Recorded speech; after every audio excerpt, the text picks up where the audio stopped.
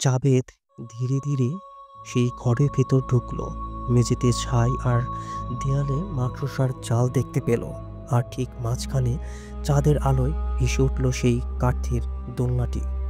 দোলনাটা নিজে নিজেই দুলছে, হালকা কড়কড় শব্দ হচ্ছে, যেন কেউ সেখানে বসে আছে। জাবেদ কাঁপা কাঁপা গলায় বলল, এখানে কেউ আছো? কোনো উত্তর নেই, শুধু দোলনাটা থেমে গেল। তারপর হঠাৎ ধীরে ধীরে আবার দুলতে শুরু করলো। এবার আরও অনেক জোরে সেটা ঘুরছে। সে পেছনে ফিরতে যাবে, ঠিক তখনই ঠান্ডা একটা বাতাস এসে তার মুখে লাগলো। পেছনে তাকাতেই দেখতে পায় একটা ছায়া মূর্তি, সাদা শাড়ি, লম্বা চুল, আর গা থেকে ধোঁয়া উঠছে, আর চোখ দুটো রক্তের মতো লাল। কেন এসেছিস এখানে আমার শিশুর দোলনা ছুতে? জাবেদের মুখটা শুকিয়ে গেল এটা শুনে। তবুও সে কবিরাজের শেখানো মন্ত্র পড়া শুরু করলো। তারপর একটা বাতাসের ঝাপটা আসতেই ছায়াটা পেছনে সরে গেল। দোলনাটা জোরে দুলতে শুরু করলো। ছাদের ঝুলন্ত পাখা মেঝেতে ভেঙে পড়ল। জাবেদ দ্রুত এগিয়ে গিয়ে দোলনার এক কোণে থেকে কাঠের এক টুকরো কাঠ নিয়ে এলো। সেই দোলনা থেমে গেল তখনই। তারপর সে ছুটে বেরিয়ে এলো বাইরে, হাঁপাতে হাঁপাতে গ্রামের দিকে ফিরে গেল। পরদিন কবিরাজ রহমান আলী সেই কাঠের টুকরো হাতে পেয়ে ভয়ঙ্কর এক হাসি দিল। তো বন্ধুরা, কি ঘটেছিল জাবেদের সাথে, সম্পূর্ণ ঘটনাটি শুনতে হলে আমাদের চ্যানেলের সাথেই থাকবেন। আর না টেনে সম্পূর্ণ ঘটনাটি শুনলে আপনারা ভয় এবং আনন্দ দুটোই পাবেন। তো বেশি কথা না বাড়িয়ে আসুন আমরা ঘটনায় চলে যাই। বাংলাদেশের সীমান্তে ঘেঁষা এক নিঝুম গ্রাম, নাম ধুলিয়া। গ্রামের এক প্রান্তে আজও দাঁড়িয়ে আছে এক ভাঙাচোরা জমিদার বাড়ি।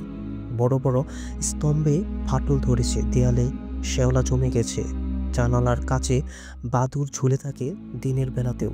গ্রামের লোকেরা দূর থেকেও ওদিকে কেউ তাকায় না, কারণ ওই বাড়ির ভেতরেই আছে একটা কাঠের দোলনা, যেটিকে সবাই প্রেতাত্মার দোলনা বলে ডাকে।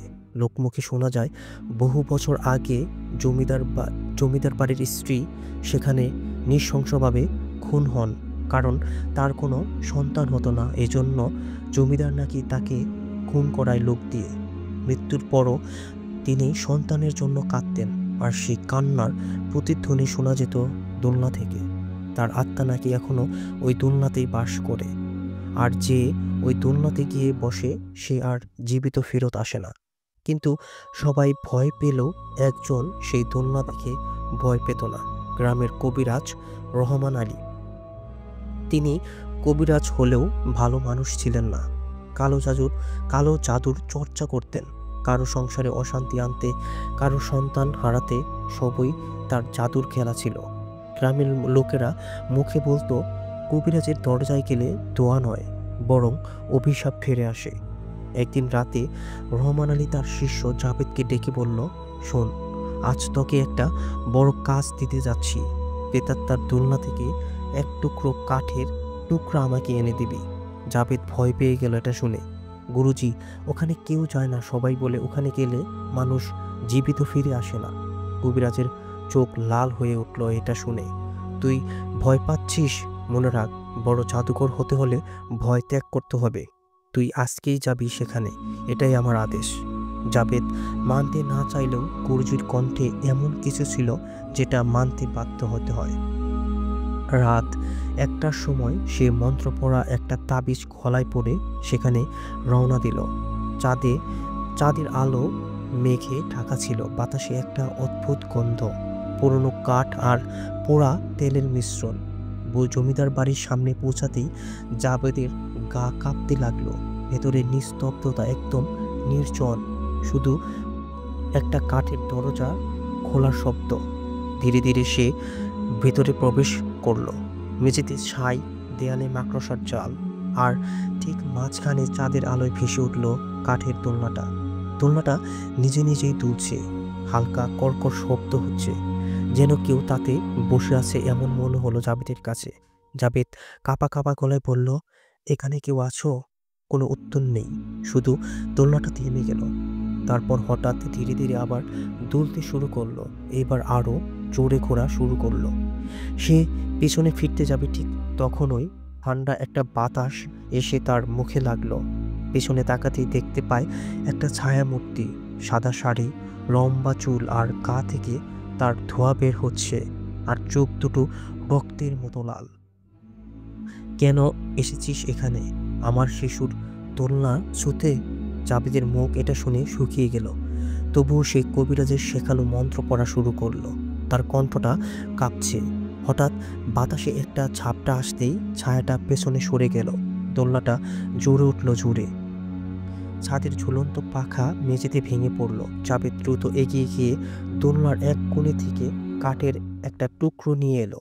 সেই মুহূর্তে দোলনাটি থেমে গেল। তারপর সে ছুটে বেরিয়ে এলো বাইরে। হাঁপাতে হাঁপাতে গ্রামের দিকে ফিরে গেল। পরদিন কবিরাজ রহমান আলী সেই কাঠের টুকরো হাতে পেয়ে ভয়ঙ্কর এক হাসি দিল। এখন আমি এমন জাদু করব যা কারো পক্ষে ভাঙা সম্ভব নয়। তারপর থেকে সে তার কালো জাদু শুরু করলো। প্রতিবার জাদু করার আগে সে ওই কাঠের টুকরো দোলনার সামনে রেখে এক আত্মাকে ডেকে নিত। বলতো, প্রেতাত্মা এসো, তোমার শক্তি এখানে দাও। ধীরে ধীরে তার চোখ লাল হয়ে যেত, মুখে নীল দাগ পড়ত, কিন্তু কোনোভাবে সে থামত না। এক রাতে পূর্ণিমার সময় রহমান আলী নতুন এক জাদু করতে বসে, একজন ধনী ব্যবসায়ীর পরিবার ধ্বংস করার জন্য। সে নিয়ম মতো দোলনার সামনে বসে মন্ত্র পড়ছে, কিন্তু সেই রাতে সে ভুল করে তার শরীর বন্ধ করার তাবিজ পড়েনি। দোলনা নিজে নিজেই দুলতে শুরু করলো, আগের চেয়ে অনেক ভয়ঙ্করভাবে। বাতাসে একটা ঠান্ডা শীতলতা নেমে এলো। হঠাৎ দোলনার দিক থেকে এক কণ্ঠস্বর ভেসে এলো, তুই আমাকে এতদিন অনেক খারাপ কাজে ব্যবহার করেছিস, আমার শিশুর দোলনা কলুষিত করেছিস, এখন তোর পালা, তুই আজকেই মরবি এখানে। কবিরাজ মন্ত্র পড়তে চাইল, কিন্তু জীব যেন শক্ত হয়ে গেছে, কোনোভাবেই সে মন্ত্র পড়তে পারছে না। এক ঠান্ডা হাত তার গলা চেপে ধরল। চোখের সামনে সে অন্ধকার দেখতে পেল। কান্নার শব্দে তার ঘরটা ভরে গেল। পরদিন সকালে গ্রামের লোকেরা জমিদার বাড়ির সামনে ভাঙা দোলনা দেখতে পেল। তার নিচে পড়ে আছে রহমান আলীর মৃতদেহ।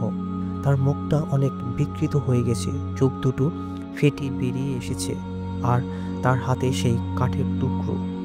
সেই থেকে আর কেউ ওদিকে যায় না। রাতে জমিদার বাড়ির পাশ দিয়ে গেলে শোনা যায় দোলনাটি কড়কড় শব্দ করে নিজেই তুলছে, আর বাতাসে মিশে আছে এক নারীর মৃদু হাসি। গ্রামের লোকেরা বলে, যেদিন পূর্ণিমার রাত হয় জমিদার বাড়ির জানালায় নাকি দুইটি ছায়া দেখা যায়, একটি নারীর ছায়া আর একটি কবিরাজের ছায়া। ধুলিয়া গ্রামের মানুষ আজও সেই পথে হাঁটে না, কারণ যারা সাহস করে দোলনার কাছে গিয়েছিল তারা আর কেউ ফিরে আসেনি। তো বন্ধুরা, কেমন লাগলো ঘটনাটি অবশ্যই কমেন্টের মাধ্যমে জানিয়ে দিবেন। আর এরকম সত্যি ভয়ঙ্কর ভূতের ঘটনা শুনতে আমাদের চ্যানেলটি সাবস্ক্রাইব করে আমাদের পাশেই থাকবেন। তো আজকে এই পর্যন্তই, টাটা।